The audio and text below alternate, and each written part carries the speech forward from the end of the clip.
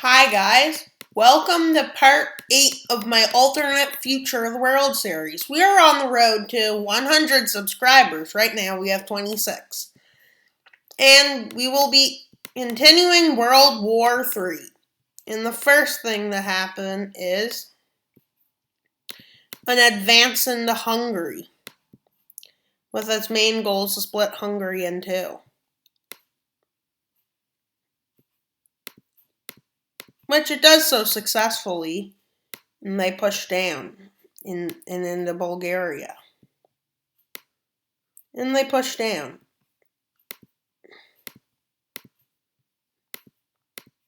They start pushing down to try and encircle Poland.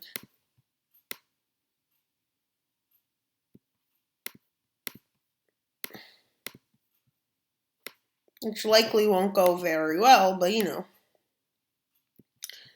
Egypt, before the fighting begins, switches sides,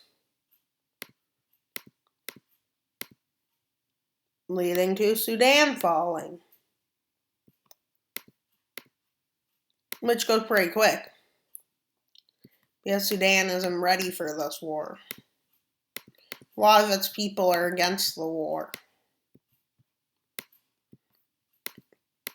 Push is made into Turkey, taking away their access to the Persian Gulf. They make a mass campaign into Turkey.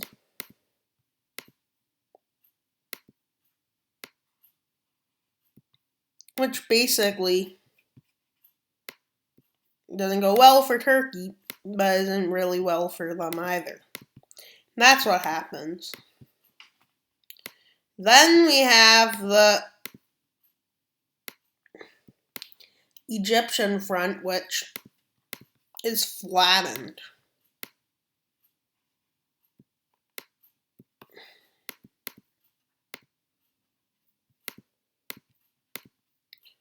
Until they get to the Nile, where the biggest fighting takes place. Libyan forces are ready. Also managed to push into North Africa and South Africa. No, not so. They pushed to here. While in that amount of time, South Africa manages to take Sudan's coast, take the EAF's coast, East African Federation, and they push in, which goes successfully, because they manage to push up to the top of this lake that I don't know the name of. And this is where they have a stalemate. Sudan is liberated, and a mass campaign into Sudan is started. And with the Sudanese resistance to the occupation, well, they do this. They push into some of their former territories before the EAF decided to do something about them. And then eventually, Egypt is pushed to Israeli resistance. They invade Tunisia despite the fact Tunisia isn't yet a part of the war, because they think that French, American, and British troops are there, which they're not. And then, America decides to levy sanctions against the Red Team, but what does that do? Nothing.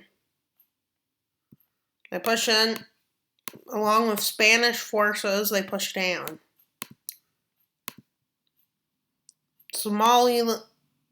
Western Sahara rebels, and then this land falls. You may think, well, what else could happen? Well, Portugal is pushed into. Lisbon decides to fight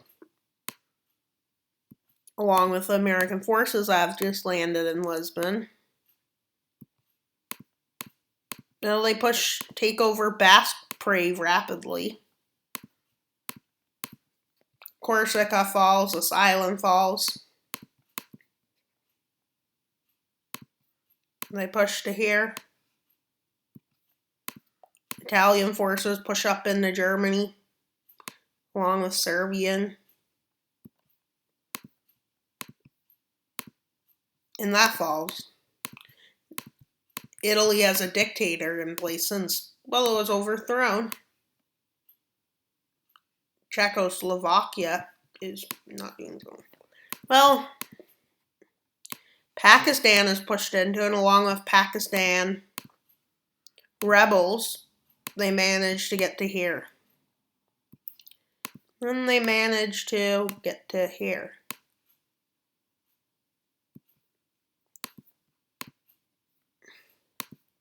They also managed to get to here.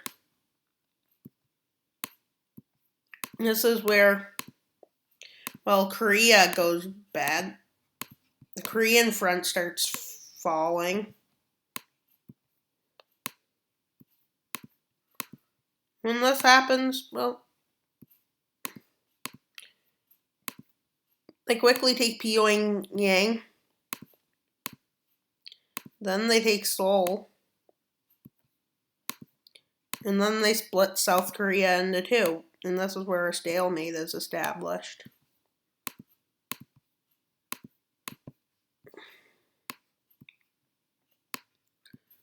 Well, they push down into the Shandong Peninsula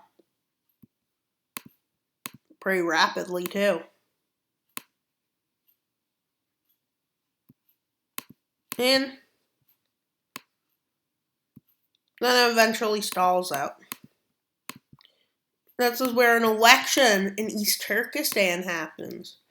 And it says that they will, and it leads a pro-Western person, but along with Russian support, the opposition, that's pro-Russia, declares North and goes to war with the Southern part. Which many nations are upset that they're disregarding. So they send aid. East Turkestan is pushed to about here before, well, aid is able to arrive. And then we have Hungary get pushed to here. Romania and Bulgaria start getting pushed back. Get pushed here. Bulgaria is kicked out of Macedonia.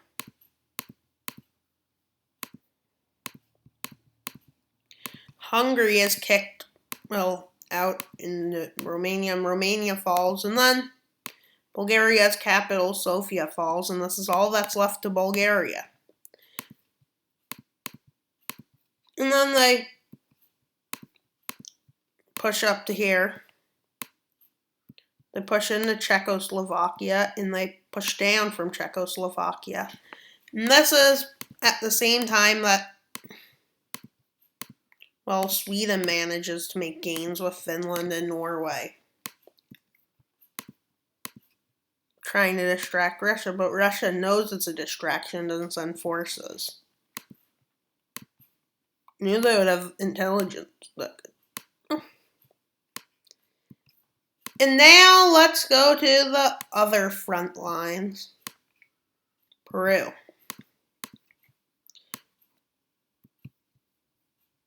I recorded it earlier, but I stopped recording, so this is like a read.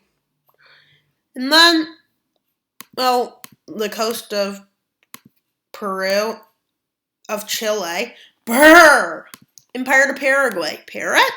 No, Paraguay. You said parrot. I said Paraguay. They push into La Paz and Sucre, the two capitals of Bolivia. Can you believe a country with two capitals? Two capitals. One could argue Switzerland has like 5, but no, they don't have a capital. They're too neutral.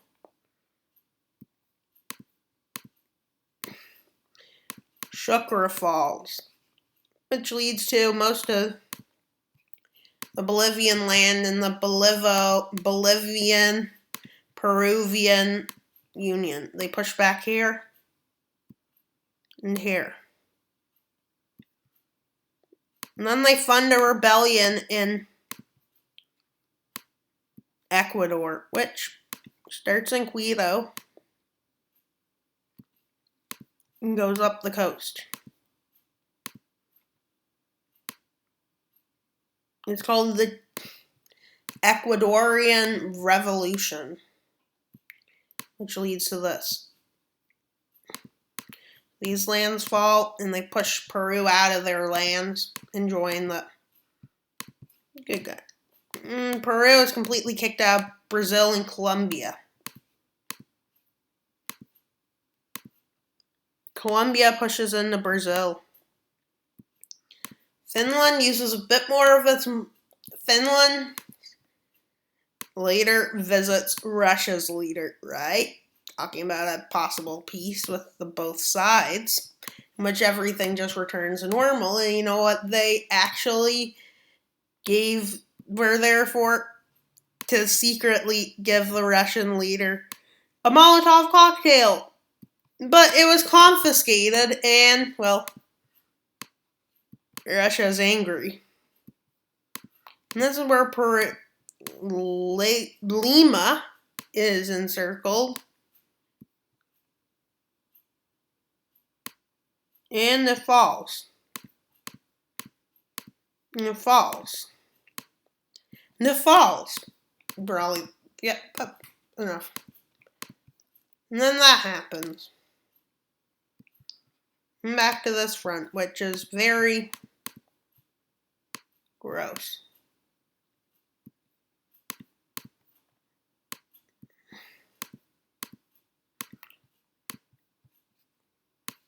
The push into Ethiopia and South Sudan is continued. Well, they push in. Well, then one more push into Turkey is made. Israeli and Turkish troops managed to set up a defensive. And this is all for today. Quick recap. East Turkestan fell into turmoil, civil war. They made big gains in every front. Well, the red team is completely kicked out of South America, but the blue team has almost been completely kicked out of Korea, but due to the fact that nobody wants to surrender, well, it's not going anywhere. A peace was possibly negotiated but a bunch of Finnish spies were there, which was planned, with Molotov cocktails. But the Molotov cocktails got confiscated. That didn't go that well. Molotov cocktail. And no, I did not just throw a Molotov cocktail. Because that would be a bad idea in an office, wouldn't it?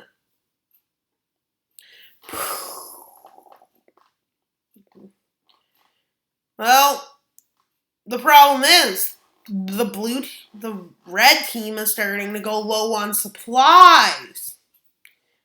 Most notably, South Africa and Libya and Algeria, Saudi Arabia, and Spain are getting low on supplies. Along with the pro-Russian part China. And this is not really good. It's just not really good because it's just not really good. And that's the end for this video. Please like and subscribe. We're trying to get to 100 subscribers, and that's all. Wild Mapper out. Bye. Subscribe, leave comments, and share this video. Wild Mapper out. Please say nobody took the Wild Mapper out. Or should be like, Wild Mapper out. Comment down. What pitch of voice should I use Wild Mapper out at? Should I scream it? Should I screech it? Or should I just go like, Wild Mapper out, guys? The end. Thanks for viewing.